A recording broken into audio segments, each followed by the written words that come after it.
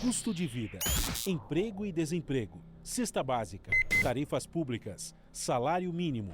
Agora, na Brasil Atual, a análise do DIEESE. Nós vamos fazer contato agora com o diretor técnico do DIEESE, Fausto Augusto Júnior. Bom dia, Fausto. Bom dia, Glauco. Bom dia a todos. Fausto, o DIEESE divulgou um estudo mostrando que no ano passado 15,8% dos reajustes negociados no Brasil resultaram em ganhos reais dos salários quando comparados com o INPC.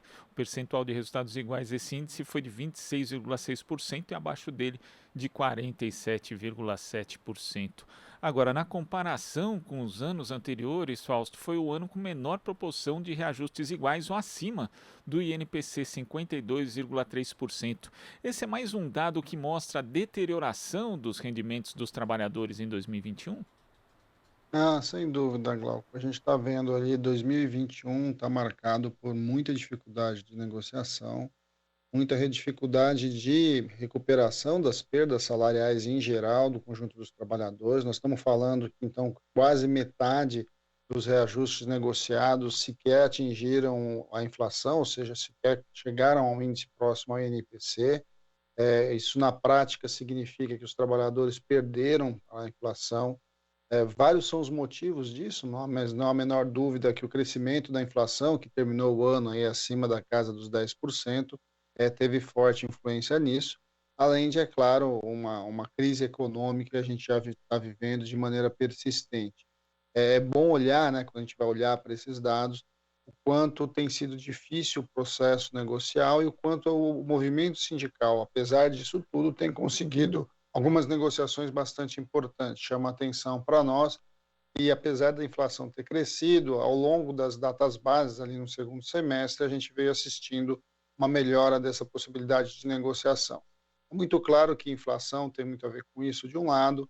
De outro lado, a gente tem aí a questão da economia. Conforme a economia vai se desenrolando para melhor ou para pior, a negociação coletiva vai influenciando.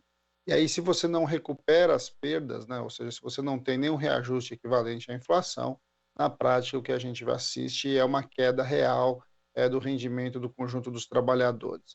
Isso é um outro dado que a gente já vem vindo aí, né, já vem olhando, já vem observando, e junto com a taxa de desemprego é que a gente tem também a diminuição da renda média do trabalhador. Agora, Fausto, quando a gente faz essa comparação com outros anos, por exemplo, eu peguei aqui o ano de 2010, né, o sistema de acompanhamento de salários do DIEESE tinha estudado o reajuste de 700 unidades de negociação dos setores da indústria, comércio e serviços, e ali naquela ocasião 96% delas pelo menos tinham conseguido repor a inflação medida pelo INPC.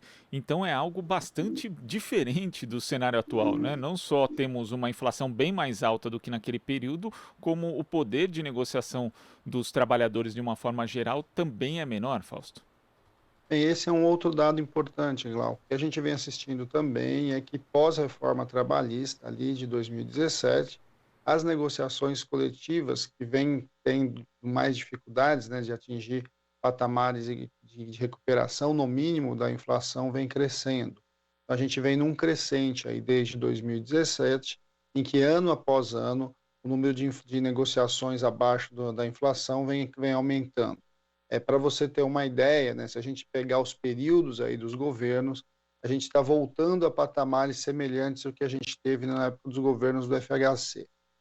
Nos anos 90, a gente teve patamares muito próximos a isso, patamares que chegavam, inclusive, acima disso, né, mais de 40% de negociações sem conseguir atingir os reajustes. Depois disso, a gente tem uma curva muito interessante, tanto nos governos Lula quanto nos governos Dilma, em que, por exemplo, mais de 80%, alguma coisa próxima a 90% em alguns anos, conseguiam aumentos reais de salário.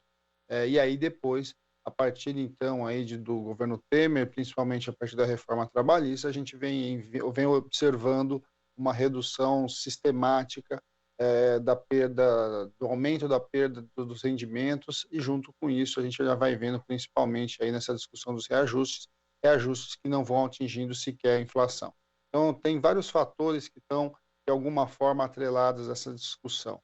Há uma discussão, claro, da inflação alta, da atividade econômica, mas também da dificuldade negocial causada principalmente pela reforma trabalhista, que de alguma forma construiu e colocou novos mecanismos ali, e empoderou mais as empresas e desequilibrou as forças entre capital e trabalho.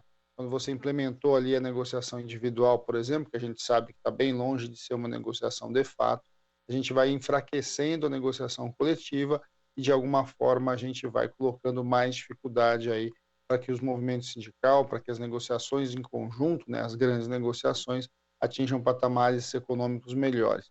E vamos lembrar, né, Glauco, também, uma característica importante que vem acontecendo agora também é um processo de aumento da rotatividade. Ou seja, os trabalhadores cada vez mais ficam menos tempo nos seus empregos, e aí aquele que é demitido acaba sendo aquele que é demitido ganha mais, e aquele que é recontratado ou que é contratado, ele vem com um patamar salarial menor.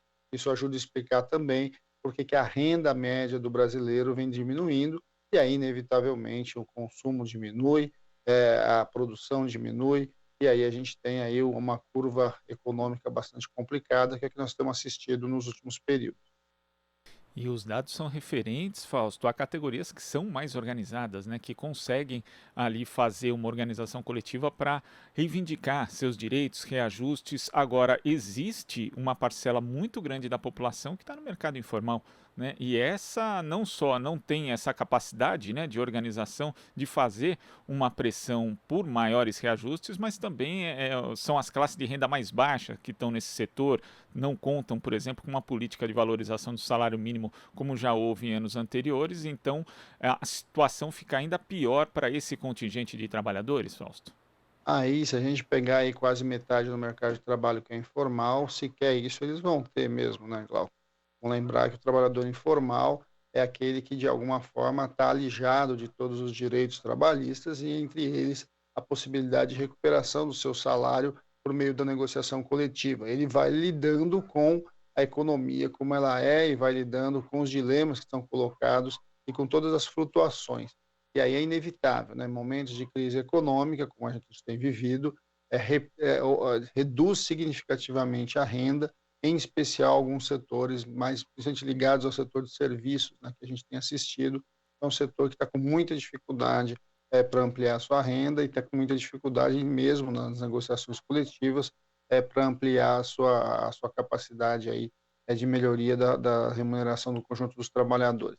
É bastante complicado quando a gente vai para esse mundo da informalidade, porque é o mundo ali do indivíduo, é esse mundo que não tem a representação e que, de alguma forma, na verdade, desde as reformas, né, desde 2016, ele não tem nenhum grande mecanismo nacional que, de alguma forma, o proteja. A gente está vendo agora, inclusive, um conjunto de greves aí dos trabalhadores de aplicativo, seja dos entregadores, seja dos motoristas, que, de alguma forma, vai mostrando o quão é importante essa organização coletiva, que, de alguma forma, vai pressionando, seja as empresas, seja o próprio Estado, para que a gente construa políticas maiores de remuneração e de garantia da renda, que vai ampliando essa proteção para esse conjunto bastante grande no nosso mercado de trabalho. Agora, a gente sabe que o momento está bem longe de ser um momento propício. O debate que está colocado, por exemplo, se faremos aí com relação à própria reforma trabalhista, tem muito a ver com isso. A reforma trabalhista ampliou os mecanismos e, de alguma forma, as empresas têm acesso a possibilidades de novas formas de contratação, enfraqueceu o movimento sindical em geral e, além disso tudo, vamos lembrar que a terceirização ficou irrestrita. Então, quando você tem terceirização, enfraquecimento do movimento sindical e muitos mecanismos de diversificação da contratação, a gente assistiu aí a um processo de redução do poder de negociação do movimento sindical e dos trabalhadores em geral, e esse desequilíbrio entre capital e trabalho que a gente está assistindo. Isso, de certo modo, ele se reverbera, né? Ele aparece nas negociações coletivas que estão mostrando aí um ano de 2021 bastante complicado para o conjunto dos trabalhadores. Fausto, muito obrigado pela sua participação no Jornal Brasil Atual. Até a próxima. Até a próxima, Glauco. Bom dia a todos. Bom dia. Conversamos aqui com o diretor técnico do Diese, Fausto Augusto Júnior. Você está ouvindo Jornal Brasil Atual. As notícias que os outros não dão.